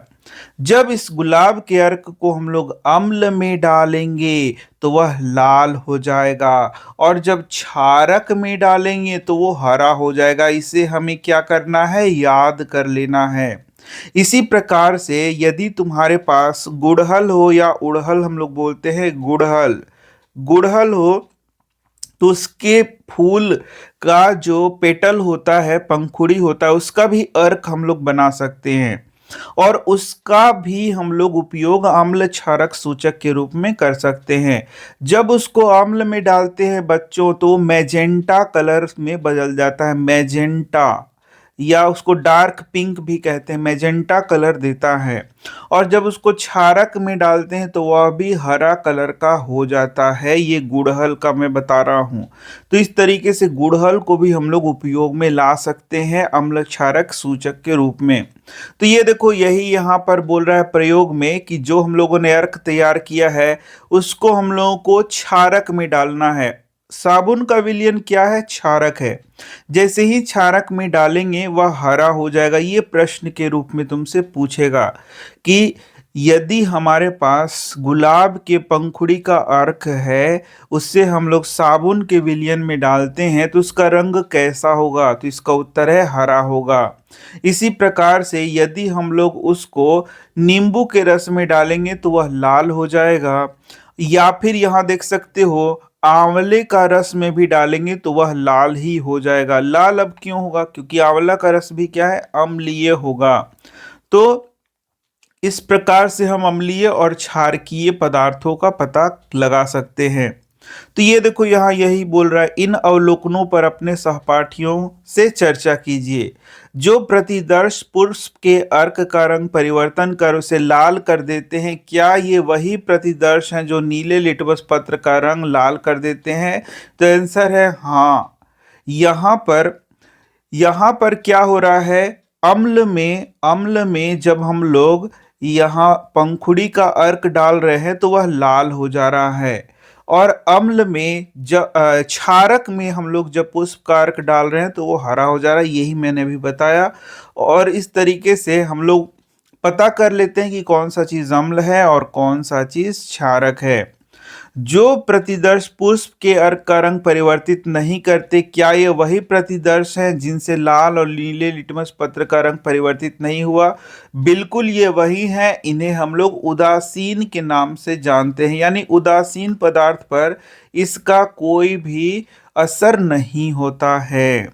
उपरोक्त क्रियाकलाप से हम यह निष्कर्ष निकाल सकते हैं कि लाल गुलाब के अर्क का उपयोग भी पदार्थ की प्रकृति का परीक्षण करने के लिए किया जा सकता है।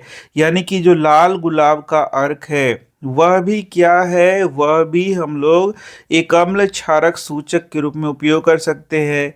वह कैसा अम्ल क्षारक सूचक है, तो वह एक प्राकृतिक अम्ल क्षारक सूचक है। अतः यह अम्ल क्षारक सूचक का एक अन्य उदाहरण हो गया। बिल्कुल, इसे भी हम लोग अम्ल क्षारक सूचक कहेंगे। हम यह निष्कर्ष निकाल सकते हैं कि लाल गुलाब का अर्क अम्लीय विलयन को लाल वर्ण और क्षारकीय विलयन को कैसा वर्ण देगा भाई? तो हरा देगा। तो ये एकदम वीवीआई लाइन है, इसे हमें क्या करना है, याद कर लेना है। क्या है भाई निष्कर्ष? कि लाल जो गुलाब का अर्क है अम्लीय विलयन को लाल कर देता है और क्षारीय विलयन को हरा कर देता है। एकदम वीवीआई है, इसको हमें क्या कर लेना है, याद कर लेना है। एकदम वीवीआई है, वेरी वेरी इंपॉर्टेंट लाइन है, इसको हमें याद कर लेना है, क्योंकि इसी से प्रश्न अब एग्जाम में पूछे जाएंगे। हमें विश्वास है कि आप प्राप्त परिणामों से उत्साहित होंगे। आप कुछ सब्जियों, फूलों एवं फलों जैसे चुकंदर, लाल एवं बैंगनी पत्ता गोभी, हल्दी, जामुन और लाल गुड़हल मैंने बता दिया, हिबिस्कस के पुष्प का अर्क तैयार करके उनमें विभिन्न पदार्थों को परीक्षण कर सकते हैं और आप पता कर सकते हैं कि कैसे जो रंग है उसमें परिवर्तन हो रहा है। अब देखो यहाँ पर एक बड़ा ही बोलता है रोचक तथ्य। क्या रोचक तथ्य है, देखते हैं। बोलता है हाइड्रेंजिया एक पौधा है जो हिमालयी क्षेत्र और पूर्वोत्तर राज्यों में ठंडी जलवायु में उगाया जाता है। जो भी बात बोले ना उसे हमें याद कर लेना है। क्वेश्चन पूछेगा हाइड्रेंजिया का पौधा कहाँ पाया जाता है, तो हम बोलेंगे यह मुख्यतः हिमालयी क्षेत्र में पाया जाता है। कहाँ पाया जाता है? हिमालयी क्षेत्र में, और ठंडी जलवायु में इसे उगाया जाता है। इसमें मृदा की प्रकृति के आधार पर भिन्न भिन्न रंगों के पुष्प खिलते हैं। देखो कितना इसमें आश्चर्य का बात है। यहाँ देखो, यहाँ पर नीला आसमानी पुष्प है, यहाँ गुलाबी पुष्प है। तो बोल रहा है जैसा मृदा होगा उस आधार पर यहाँ फूल खिलेंगे। अम्लीय मृदा होगा तो वहां नीला रंग का फूल खिलेगा। देखो कितना आश्चर्य का बात है कि यदि अम्लीय मृदा में यदि इस फूल को लगाया जाए तो नीला रंग का फूल खिलेगा, और यदि क्षारीय मृदा में लगाया जाए तो गुलाबी या लाल रंग का फूल खिलेगा। कितना आश्चर्य का बात है और कितना रोचक चीज ये दिया हुआ है। ये तो मैं भी नहीं जानता था, अभी मैंने पढ़ा तो मुझे पता चला। क्या माली मृदा की अम्लीय अथवा क्षारीय प्रकृति को समायोजित कर हाइड्रेंजिया के भिन्न भिन्न रंगों के पुष्प उगा सकते हैं? हाँ भाई, बिल्कुल ऐसा हो सकता है। ठीक है, यानी अम्लीय और क्षारीय मृदा के कारण ही हम लोग देख रहे हैं कि पुष्पों का रंग बदल जा रहा है। तो यदि जहां पर हम इसे लगा रहे हैं उसका मिट्टी का यदि अम्लीय किया जाए, क्षारीय किया जाए, तो भाई कितना अच्छा से वहां पुष्प को हम लोग मैनेज कर सकते हैं। नया अब बोल रहा है हल्दी एक सूचक के रूप में, हल्दी को एक सूचक के रूप में यहाँ बताया जा रहा है। तो हल्दी भी क्या है? एक प्राकृतिक सूचक है, जैसे तुम्हें पता होना चाहिए। हल्दी का उपयोग हम लोग सब जानते हैं, हल्दी पीले रंग का होता है। इसका उपयोग हम लोग भोजन में करते हैं। तुम्हारे घरों में जो सब्जियां बनती है उसमें हल्दी का प्रयोग किया जाता है। कभी कभी देखोगे यदि तुम्हारे पास सफेद कपड़ा है तो सफेद कपड़ा में यदि हल्दी लग जाएगा तो कैसा दाग हो जाएगा? पीले रंग का वहां पर दाग हो जाता है हल्दी में। अरे मतलब सफेद जो तुम्हारा कपड़ा है उसमें यदि हल्दी लग जाएगा तो क्या हो जाएगा? पीला पीला करके क्या हो जाएगा? दाग हो जाएगा। अब क्या किया जाए कि यदि इसको हम लोग साबुन से धोते हैं, किस चीज से धोते हैं? साबुन से। तो देखोगे कि फिर ये ब्राउन हो जाता है, ये पीला जो रंग धब्बा था वो ब्राउन हो जाता है। तो ऐसा क्यों होता है? क्योंकि साबुन जो है वह क्षारकीय प्रकृति का होता है। साबुन कैसे होता है? क्षारकीय प्रकृति का। और जब जब इसमें हल्दी लगता है, क्या लगता है? हल्दी। तो हल्दी क्या है? एक प्राकृतिक सूचक है। तो जैसे ही हल्दी जो है साबुन के संपर्क में आएगा इसका रंग बदल जाएगा और इसका जो रंग है ब्राउन कलर का हो जाता है। ब्राउन, ब्राउन मतलब कत्थे कलर का तुम्हें देखने को मिलेगा। ठीक है, तो इस प्रकार से यहाँ पर हम देखो, यहाँ कलर दिखाया भी है, आगे मैं दिखा दे रहा हूँ, ये देखना। तो यहाँ पर ये देखो, यहाँ हल्दी को दिखाया गया, हल्दी के बारे में काफी जानकारी दिया गया है। ये देखना, मेरे सफेद शर्ट पर कढ़ी का दाग लग गया था। कढ़ी का दाग लग गया मतलब पीला पीला दाग लग गया। कढ़ी में क्या है भाई? हल्दी है। कढ़ी में हल्दी डाला जाता है। तुम लोगों ने कढ़ी खाया होगा, उसमें हल्दी होता है। तो यदि ये सफेद कपड़े में लग जाए तो वो पीला पीला दाग हो जाएगा। और साबुन लगाने पर उसका रंग बदल गया। देखोगे ये कत्था टाइप का रंग यहाँ पर हो जाएगा, ब्राउन या रेडिश ब्राउन इसको कहते हैं, रेडिश ब्राउन रंग का हो जाएगा। अब मुझे इसका कारण पता चल गया। कारण ये है कि हल्दी क्या है? एक सूचक होता है। क्या होता है? सूचक के जैसा होता है। और जब ये क्षारक के संपर्क में आ रहा है, क्षारक क्या है? यहाँ साबुन क्षारक है।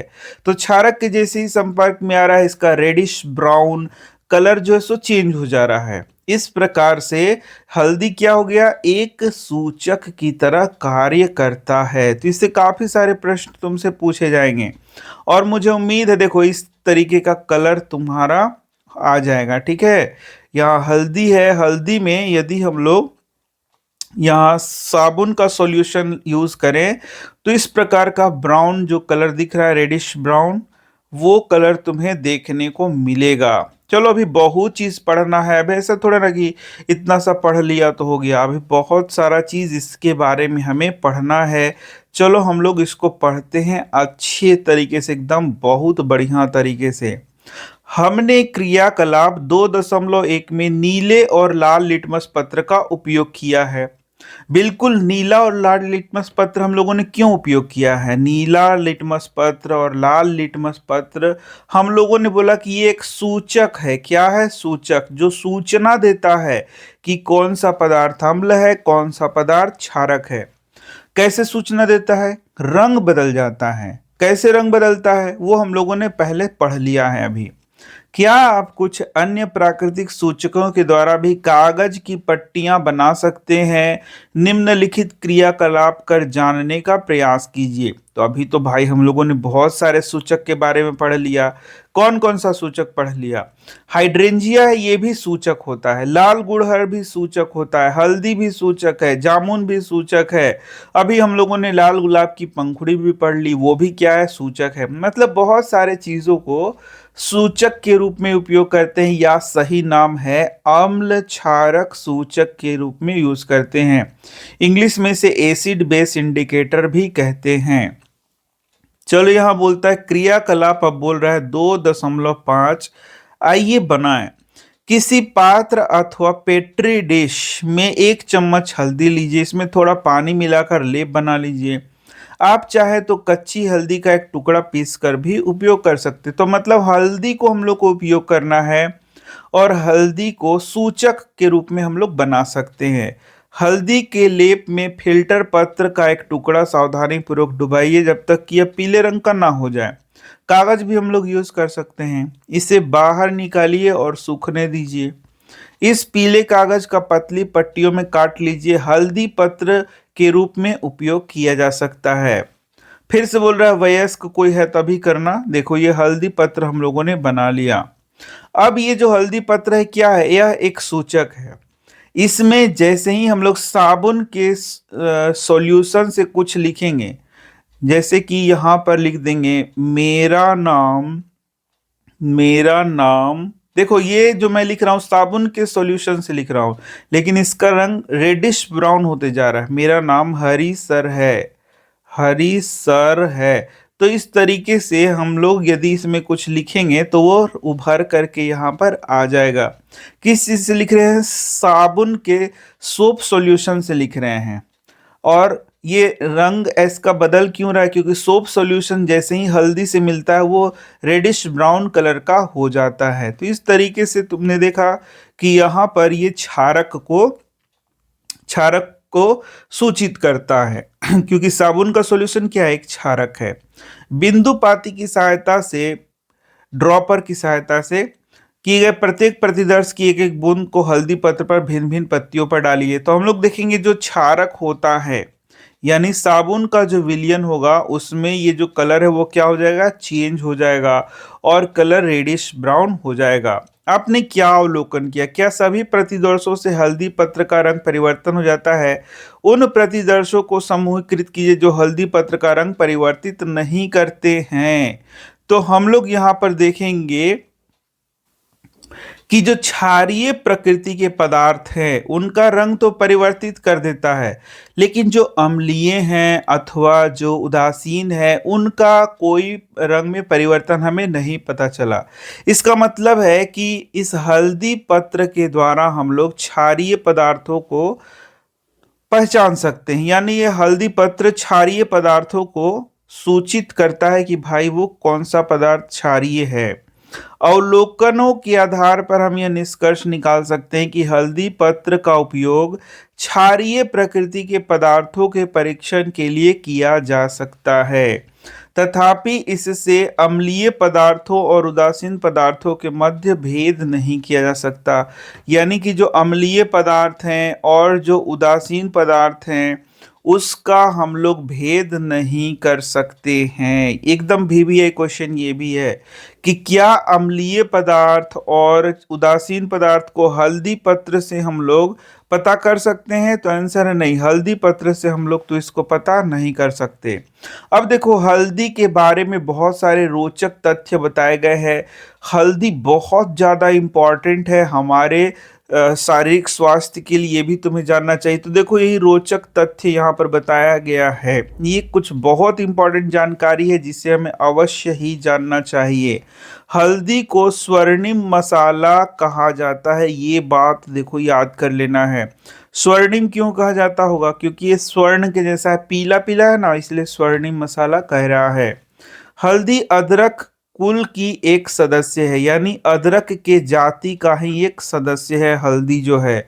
ये भी क्वेश्चन पूछ सकता है कि हल्दी जो है किसके कुल का, कुल मतलब फैमिली का, FAMILY, किसके फैमिली का सदस्य है? तो हल्दी जो है अदरक फैमिली का सदस्य है। मतलब अदरक के जैसा ही हल्दी भी होता है, जिसे भारत और अन्य देशों में उगाया जाता है। दैनिक जीवन में एक सामान्य मसाले के रूप में हम लोग लेते हैं, जो कि भोजन का स्वाद भी बनाता है, उसे रंग भी प्रदान करता है। इसके अतिरिक्त अन्य लाभों पर शोध किया जा रहा है। और हम लोग जैसे जानते हो कि हम लोग जो है सो हल्दी को बहुत ज़्यादा उपयोगी मानते हैं स्वास्थ्य के लिए।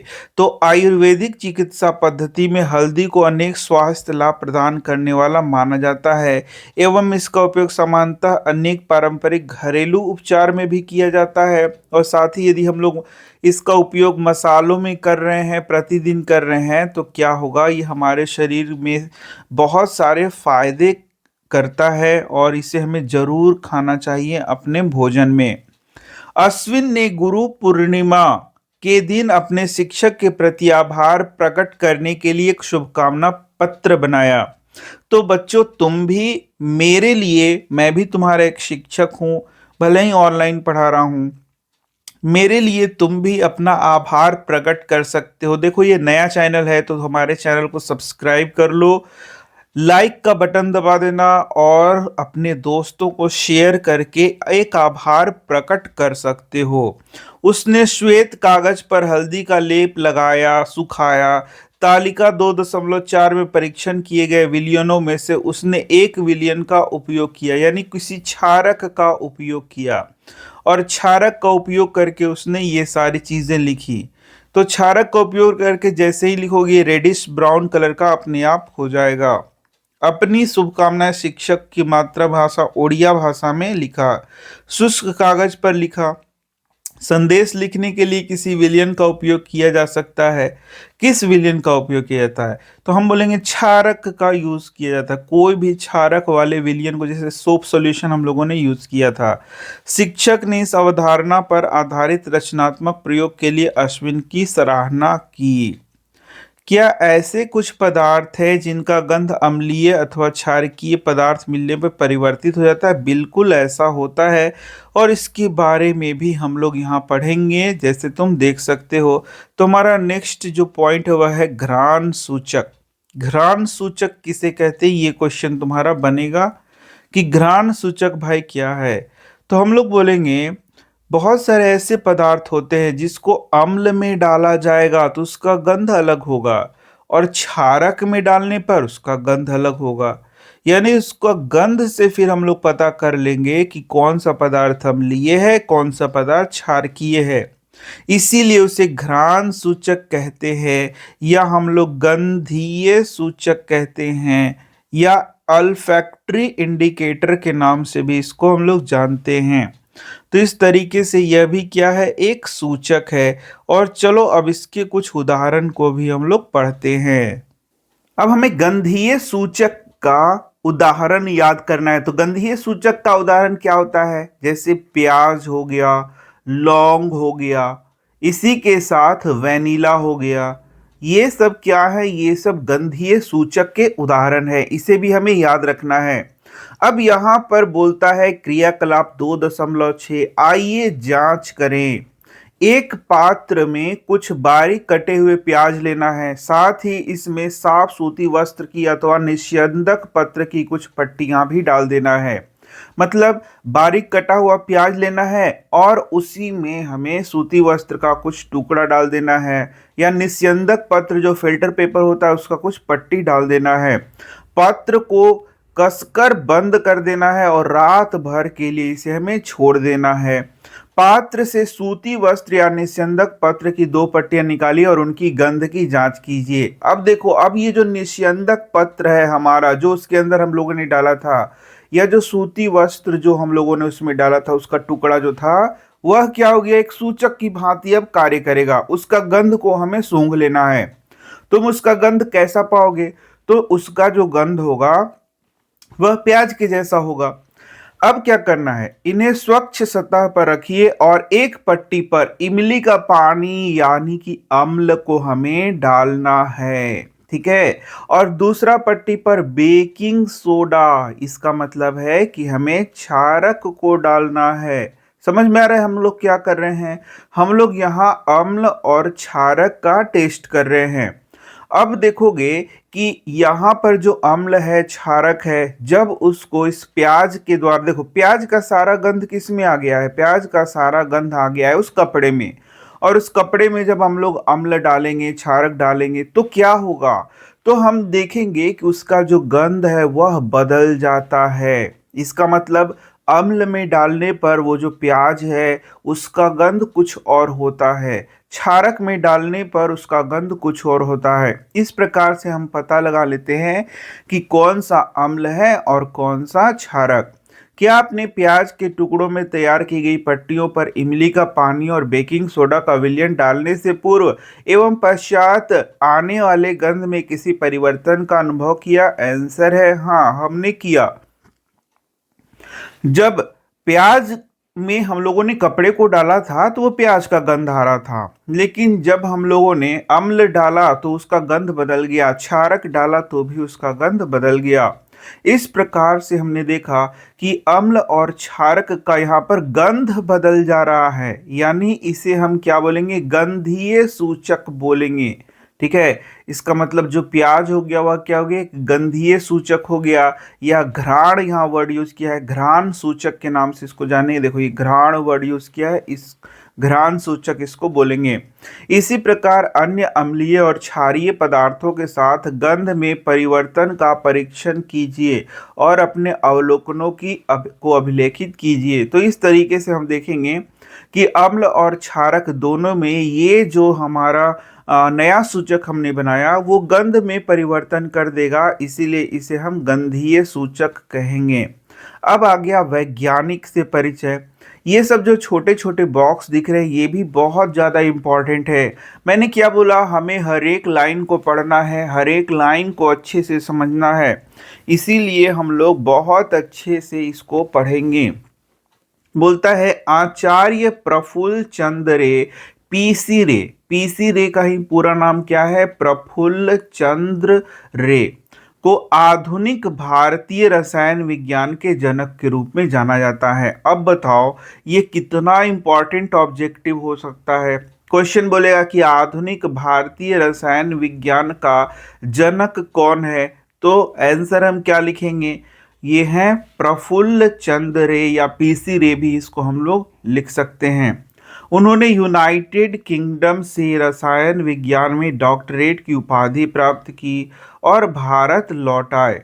उन्होंने भारत में वैज्ञानिक अनुसंधान को अग्रसर करने में योगदान दिया। उन्होंने सामान्य संवत 1901 की बात हो रही है में भारत में पहली फार्मास्यूटिकल कंपनी दवाओं के क्षेत्र में एक कंपनी की स्थापना भी की। तो ये भी इंपॉर्टेंट लाइन है तुम्हारा कि भारत की पहली फार्मास्यूटिकल कंपनी यानी दवाओं के क्षेत्र का कंपनी का स्थापना कब हुआ, तो देखो यहाँ पर 1901 लिखा हुआ है। किसने किया, तो इन्हीं का नाम आ रहा है यानी पीसी रे ने किया। वे भारतीय संस्कृति और ज्ञान परंपराओं में निहित व्यक्ति थे।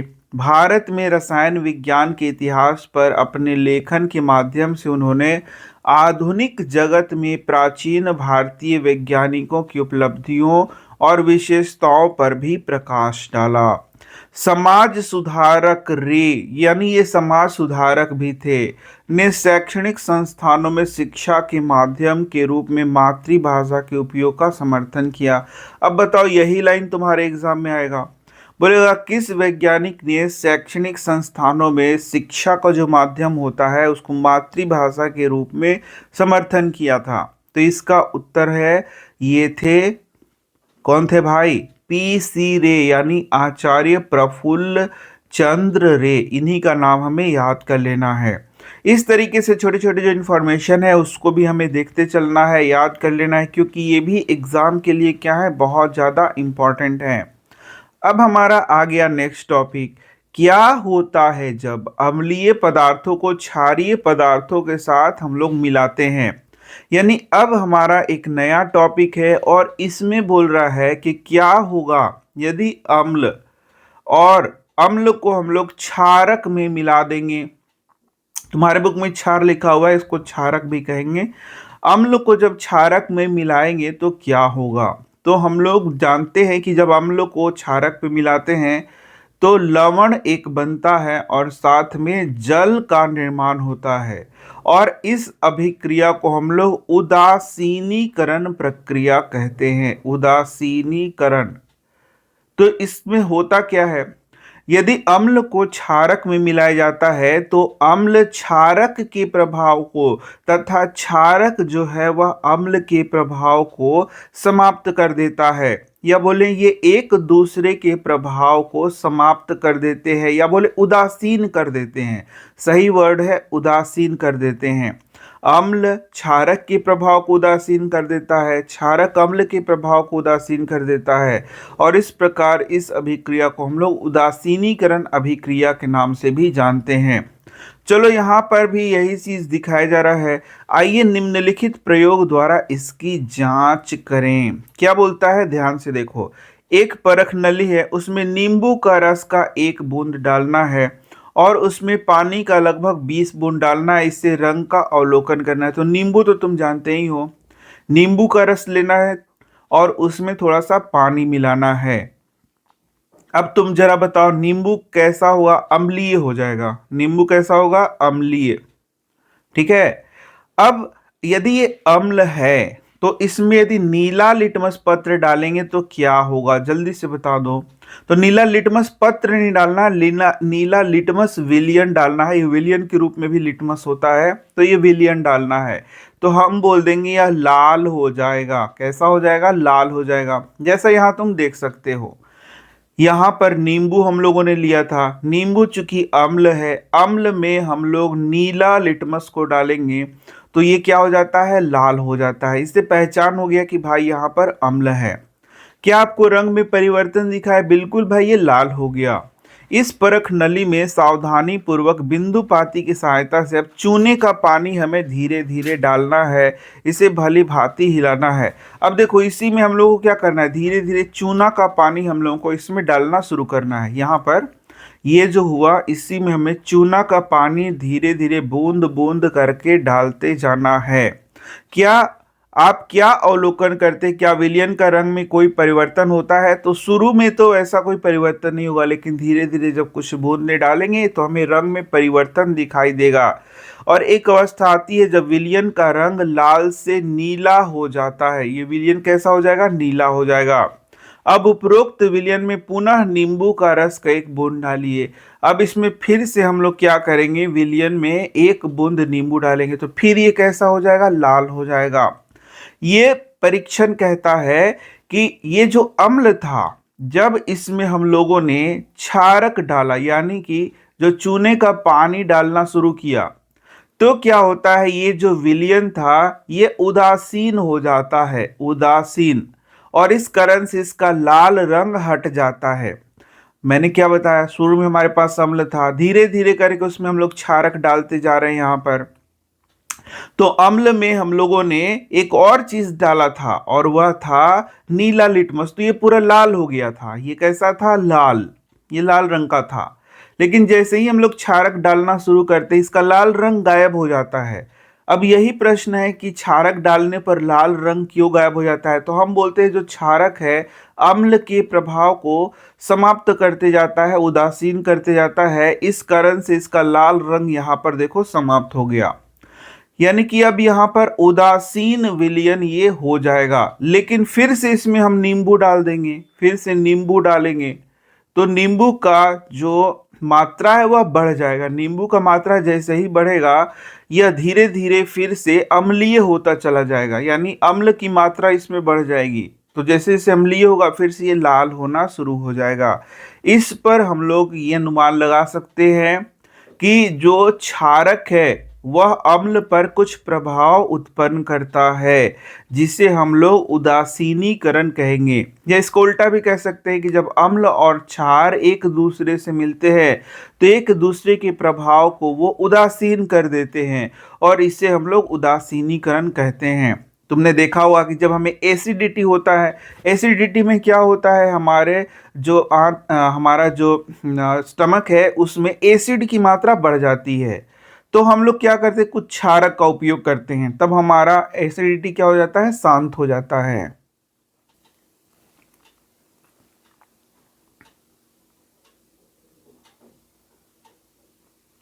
चलो, तो यहाँ कुछ एक्सप्लेनेशन भी दिया हुआ है।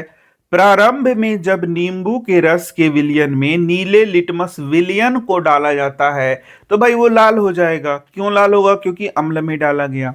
जब इस परख नली में हम लोग, जो कि लाल था, चूने का पानी मिलाते हैं तो विलयन जो है फिर से लाल से नीला होने लगता है। फिर से नहीं, मतलब लाल से नीला होने लगता है। जैसे ही अब विलयन में हम लोग चूने का पानी बूंद बूंद करके डालते हैं तो देखते हैं कि उसका रंग बदल रहा है। इससे ज्ञात होता है कि परख नली में उपस्थित विलयन अब अम्लीय नहीं रहा। अब बताओ तुम क्यों नहीं अम्लीय रहा? क्योंकि उस पर हम लोगों ने क्षारक को डाल दिया, और जैसे ही क्षारक को डाला तो जो विलयन है उसको वह उदासीन कर देता है, अब वो अम्लीय नहीं रहता, और इसी कारण से वो जो लाल रंग था वहां से गायब हो जाता है। लेकिन अब फिर से यदि हम उसी में नींबू डालने लगेंगे तो नींबू डालने लगेंगे तो क्या होगा? नींबू डालेंगे तो फिर से वो विलयन अम्लीयता उसकी बढ़ जाएगी, और फिर से देखोगे थोड़ी देर बाद वो अपने अपने लाल हो जाएगा। उसमें अब दोबारा से हमें जो नीले लिटमस विलयन नहीं मिलाना है, सिर्फ नींबू ही मिलाते जाओगे तो वो लाल हो जाएगा। इसको करके भी देख सकते हो, बड़ा इंटरेस्टिंग है। तो यहाँ पर यही बोल रहा है कि जो चूने का पानी है अम्ल के प्रभाव को उदासीन कर देता है। यही तो हम लोगों ने पढ़ा, इसी को हम उदासीनीकरण अभिक्रिया कहते हैं, न्यूट्रलाइजेशन रिएक्शन कहते हैं। जब किसी अम्ल के विलयन को किसी क्षार के विलयन में, देखो यहाँ क्षार लिख रहा है और अम्ल लिख रहा है, मैंने तुम्हें क्षारक लिखने को बताया था, तो तुम क्षार भी यूज वर्ड कर सकते हो, क्षारक भी, कोई दिक्कत नहीं है। तो वही बोल रहा है कि जब किसी अम्ल में क्षार को हम लोग मिलाते हैं तो वहां लवण और जल बनता है। और ये बोलेंगे कि अम्ल और जो क्षार है एक दूसरे के प्रभाव को उदासीन कर देते हैं। इसे हम उदासीनीकरण अभिक्रिया के नाम से जानते हैं। और मैं बता दूं, ये VVI क्वेश्चन बनता है तो यदि प्रश्न पूछे कि भाई उदासीनीकरण अभिक्रिया किसे कहते हैं, तो हम बोलेंगे जब अम्ल को क्षार के साथ मिलाया जाता है तो वे एक दूसरे के प्रभाव को उदासीन कर देते हैं, और इस प्रक्रिया को हम लोग उदासीनीकरण अभिक्रिया कहते हैं। इस अभिक्रिया में ऊष्मा भी निकलती है, ये तुम अलग से ऐड कर सकते हो। साथ ही साथ लवण एवं जल का निर्माण होता है। तो इस प्रकार से ये हो गया उदासीनीकरण अभिक्रिया। अब यहाँ पर मैं लिख नहीं रहा हूँ, लेकिन मैंने तुम्हें बता दिया, एक बार और मैं बता देता हूँ। जब अम्ल की अभिक्रिया क्षार से कराई जाती है तो वे एक दूसरे के प्रभाव को उदासीन कर देते हैं। साथ ही साथ लवण एवं जल का निर्माण होता है एवं ऊष्मा उत्सर्जित होता है, और इस अभिक्रिया को हम लोग उदासीनीकरण अभिक्रिया कहते हैं। अब तुमसे यहाँ पर एक और चीज मैं साझा करना चाहता हूं कि यहाँ देखोगे ये जो अभिक्रिया हो रही है इसमें ऊष्मा निकल रहा है, इसीलिए इसे ऊष्माक्षेपी अभिक्रिया कहते हैं। ये आगे की क्लासेस में पढ़ोगे। तो बहुत सारी ऐसी अभिक्रियाएं होंगी जिसमें ऊष्मा निकलेगा, और इन अभिक्रियाओं को हम लोग ऊष्माक्षेपी यानी एक्सोथर्मिक रिएक्शन भी कहते हैं। दैनिक जीवन में ऐसे अनेक उदाहरण हैं जहां आप उदासीनीकरण प्रक्रिया को के उपयोग को देख सकते हैं, आजमा भी सकते हैं। तो ये देखो, यहां से यही हमारा अगला टॉपिक है, दैनिक जीवन में उदासीनीकरण प्रक्रिया। किस प्रकार से दैनिक जीवन में ये उदासीनीकरण प्रक्रिया हमारे जीवन को क्या करता है, प्रभावित करता है, और हम लोग इसका उपयोग भी करते हैं जाने अनजाने, और हमें बहुत सारा चीज पता भी नहीं होता। चलो हम लोग यही देख लेते हैं। स्थिति 1 बोल रहा है, यहाँ देखो, यहाँ पर चींटी काटने का दंशकारी प्रभाव। ये देखो यहाँ पर क्या बोल रहा है, कीर्ति बोलता है कि कीर्ति जो है उद्यान में एक तितली को देख रही थी। उसका हाथ पेड़ के तने पर टिका हुआ था। अचानक एक लाल चींटी ने उसे काट लिया। हम सब का अनुभव है कि कभी न कभी कोई चींटी वगैरह हमें काटते रहती है। इससे उसकी त्वचा लाल हो गई और उसे बहुत दर्द हो रहा है, थोड़ा वहां पर फूल भी जाता है। इसके भाई ने प्रभावित क्षेत्र पर नम बेकिंग सोडा लगाकर उसकी सहायता की, जिससे उसे दर्द से आराम मिला। आपको क्या लगता है कि इसका क्या कारण हो सकता है? देखो यहाँ पर क्या बोल रहा है, तो जब चींटी काटती है तो वह त्वचा में एक अम्लीय द्रव को छोड़ देती है, जिसे हम फॉर्मिक अम्ल कहते हैं। अब बात आ गया कि ये जो फॉर्मिक अम्ल है, क्या इसे याद करना है सर? बिल्कुल याद करना है, बहुत इंपॉर्टेंट क्वेश्चन ये बनेगा। क्वेश्चन पूछेगा कि चींटी का डंक में कौन सा अम्ल होता है, तो आंसर है फॉर्मिक अम्ल। ये सब छोटी छोटी बातें हैं लिखी हुई, इनको एकदम अच्छे से याद करना। यही सब प्रश्न बनेगा। तुम्हें क्या लगता है कि एग्जाम में क्या प्रश्न पूछेगा? इन्हीं सब चीजों से प्रश्न पूछेगा। अब देखो, यहां पर हम लोगों ने ये समझ लिया कि यह एक अम्ल है। तो अब अम्ल के प्रभाव को यदि शांत करना है, कम करना है, तो क्या यूज करना पड़ेगा? तो यहाँ पर हमें एक क्षारक यूज करना पड़ेगा। तो देख सकते हो बेकिंग सोडा क्या हो गया, एक क्षारक हो गया। इसका उपयोग यहाँ पर हम लोग कर रहे हैं। इसके रगड़ने से वहां पर फायदा मिलता है, थोड़ा आराम मिलता है। अब ऐसा क्यों होता है? क्योंकि बेकिंग सोडा क्षारीय है, उसने अम्ल के प्रभाव को वहां शांत कर दिया। तो देखा तुमने कितना इंपॉर्टेंट चीज सीख लिया। यदि तुम्हें अब चींटी कभी काटती है तो तुम इसका उपयोग यहाँ कर सकते हो। आपके क्षेत्र में चींटियों के काटने पर उपचार के लिए कौन कौन से उपाय किए जाते हैं, ये तुम बताना। अब चलो नेक्स्ट बढ़ते हैं। कृषक पोर्टल कृषि सहकारिता एवं कृषि कल्याण विभाग की एक ऑनलाइन प्लेटफॉर्म है कृषक पोर्टल पर। एक कृषक ने पूछा, मेरे पौधे कुछ दिनों से भली भांति वृद्धि नहीं कर रहे हैं। विस्तृत चर्चा के पश्चात यह पाया गया कि रासायनिक उर्वरकों के अत्यधिक प्रयोग से मृदा अम्लीय हो गई है।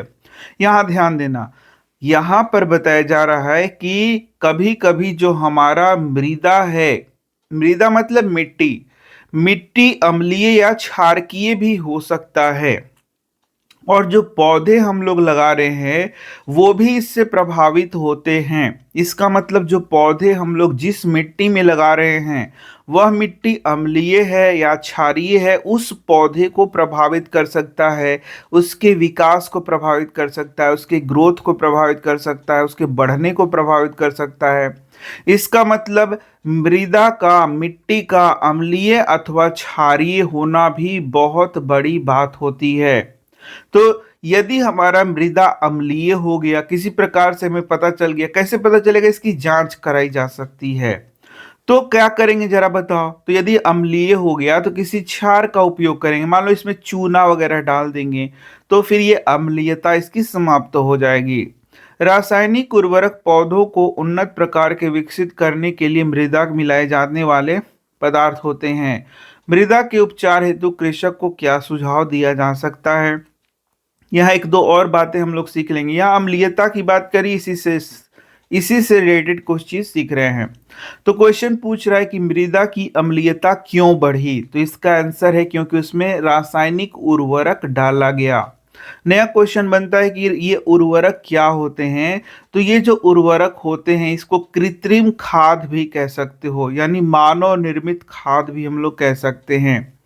तो ये जो उर्वरक है इनको फैक्ट्रियों में बनाया जाता है और फिर इनको किस में डाला जाता है? पौधों में डाला जाता है, जिससे कि पौधों में विकास होता है, उसको बहुत सारे न्यूट्रिएंट्स मिलते हैं, उसको पोषण मिलता है। तो यदि इसका ज़्यादा उपयोग किया जा रहा है तो मृदा अम्लीय हो जा रही है। जब मृदा अत्यधिक अम्लीय होती है तो पौधे भली भांति विकसित नहीं होते। इसे चूने से उपचारित किया जा सकता है, जो कि क्षारीय प्रकृति का होता है। तो यहाँ तो बताया गया है कि मृदा अम्लीय हो गई है, लेकिन कभी कभी मृदा क्षारकीय भी हो जाएगी, तो उस तरीके से उसका उपचार करना होगा। तो जो बताया है उसी से हम लोग अब एक प्रश्न करते हैं कि यदि मृदा अम्लीय हो जाती है तो इसमें क्या मिलाया जाएगा? तो इसका उत्तर है कि इसमें चूना मिलाया जाएगा, या बोलेंगे चूने से उपचारित किया जाएगा, तो इसकी अम्लीयता समाप्त हो जाएगी। देखा तुमने कि जब भी हम लोग अम्ल को शांत करना चाहते हैं तो उसमें क्षारक का उपयोग करते हैं। यदि क्षारक को शांत करना चाहते हो तो अम्ल का उपयोग करना पड़ेगा। यदि मृदा क्षारीय है तो इसमें जैविक खाद और कंपोस्ट की गई पत्तियां जैसे कार्बनिक पदार्थ मिलाए जाते हैं। ये भी देखो यहाँ लिख रखा है। बहुत अच्छी बात है कि यहाँ इसने लिखा है कि यदि मृदा क्षारीय है, यदि जांच से पता चल रहा है कि मृदा क्षारीय है और जो पौधा हम लगाने वाले हैं वो क्षारीय मृदा में नहीं उगेगा, तो हमें क्या करना पड़ेगा? मृदा का उपचार करना पड़ेगा। और उसके लिए यदि क्षारीय मृदा है तो उसका प्रभाव कम करने के लिए जैविक खाद यूज करेंगे। कंपोस्ट की पत्तियां, की गई पत्तियों को हम लोग डालेंगे। इन्हें कार्बनिक पदार्थ कहा जाता है और ये प्राकृतिक रूप से बनाए जाते हैं। चलो आगे बढ़ते हैं। कार्बनिक पदार्थ अम्ल छोड़ते हैं जो मृदा की क्षारीय प्रकृति को उदासीन कर देता है। यानी ये जो कार्बनिक पदार्थ है वह अम्लीय प्रकृति के होंगे। मिट्टी हमारा क्षारीय हो गया है तो ये इसके प्रभाव को शांत कर देगा और ये उदासीनीकरण अभिक्रिया कहलाएगा। कभी कभी मृदा उदासीन हो सकती है परंतु उसमें उगने वाले पौधे का विकास उचित प्रकार से नहीं होता। यह मृदा में पोषक तत्वों की कमी के कारण हो सकता है। तो ये भी हो सकता है कभी कभी मृदा उदासीन ही हो जाए। तो जिस प्रकार का पौधा है, जो प्रकृति का पौधा है जिसे हमें लगाना है, उस प्रकार का मिट्टी का होना आवश्यक है। तो उसके अनुसार मिट्टी को हम तैयार करते हैं। अब तीसरा स्थिति बता रहा है। अश्विन का मित्र गुरबीर एक औद्योगिक क्षेत्र के समीप रहता था। उसने अश्विन को बताया कि उसके पड़ोस की झील में मछलियों की संख्या दिन प्रतिदिन कम होती जा रही है। आपको क्या लगता है इसका क्या कारण हो सकता है? हो सकता है कि झील में कारखानों का अपशिष्ट छोड़ा जा रहा हो। हाँ, ऐसा हो सकता है। या ऐसा भी हो सकता है कि उस स्थान पर बहुत ज्यादा कारखाना हो तो अम्लीय वर्षा होती हो, जो कि झील के पानी को अम्लीय कर देता है। ऐसे भी हो सकता है। यदि कारखानों का अपशिष्ट अम्लीय प्रकृति का होता है तो झील की मछलियों को बचाने के लिए क्या किया जा सकता है? बिल्कुल, यदि अम्लीय प्रकृति का है, यानी झील का पानी अम्लीय हो गया है, तो किसी क्षारक का उपयोग करना होगा। ये क्वेश्चन पूछ सकता है तुमसे। कारखानों के अपशिष्ट को झील में छोड़ने से पहले उसमें क्षारीय पदार्थ मिलाना होगा और उसे उदासीन करना पड़ेगा। अब क्या आप बता सकते हैं कि जब अश्विन और कीर्ति ने श्वेत कागज पर द्रव छिड़का गया तो उस पर विज्ञान के अद्भुत जगत में आपका स्वागत है ऐसा लिखा हुआ क्यों दिखाई दिया? क्या आपको एक संभावना यह भी लगती है कि छिड़काव के लिए हल्दी के विलयन का और कागज पर लिखने के लिए साबुन के विलयन का प्रयोग किया गया था? बिल्कुल यही किया गया था। देखो, एक सफेद कागज लिया गया। इस सफेद कागज में जो साबुन का विलयन है इससे लिख दिया गया, क्या लिख दिया गया? विज्ञान के अद्भुत जगत में आपका स्वागत है। ठीक है, इसमें लिख दिया गया जो भी चीज लिखना था, क्या कि विज्ञान के, पूरा चीज बात को ऐसे लिख दिया गया। तो ये दिखेगा कि नहीं दिखेगा ये पहले बताओ, क्योंकि साबुन का विलयन से इसको लिखा गया है। तो आंसर ये नहीं दिखेगा भाई, ये बिल्कुल नहीं दिखेगा, ये इनविजिबल रहेगा। लेकिन चूंकि ये क्या है, साबुन का विलयन है, इस पर हम लोगों ने क्या डाल दिया? हल्दी डाल दिया। तो साबुन का विलयन जो है हल्दी के साबुन का विलयन है, उस पर जैसे ही हल्दी पड़ेगा तो उसका रंग रेडिश ब्राउन हो जाएगा। हम लोगों ने पहले पढ़ लिया है, क्योंकि जो हल्दी का विलयन है वह क्या है? वह एक सूचक है। वह क्या है? एक सूचक है। और जैसे ही वो साबुन के विलयन यानी क्षारक से संपर्क में आता है, रेडिश ब्राउन कलर दिखना शुरू हो जाता है। तो इस तरीके से यहाँ रेडिश ब्राउन कलर दिखना शुरू हो जाएगा। तो ये चैप्टर इस तरीके से यहाँ पर तुम देख सकते हो समाप्त हो रहा है। अब देखो संक्षेप में कुछ बातें लिखी गई हैं, तो हम लोगों ने पूरा डिटेल में ही पढ़ लिया। उसके बाद देखो यहाँ पर कुछ क्वेश्चन आंसर है, इसको हम लोग बाद में करेंगे। तो भाई कैसा लगा वीडियो जरूर कमेंट करना। नया चैनल है हमारा, और शेयर करो अपने दोस्तों को, और अपने दोस्तों को भी बताओ थोड़ा, और चैनल को सब्सक्राइब करके ही पढ़ो। तो मैं मिल रहा हूँ तुमसे नेक्स्ट वीडियो में। धन्यवाद।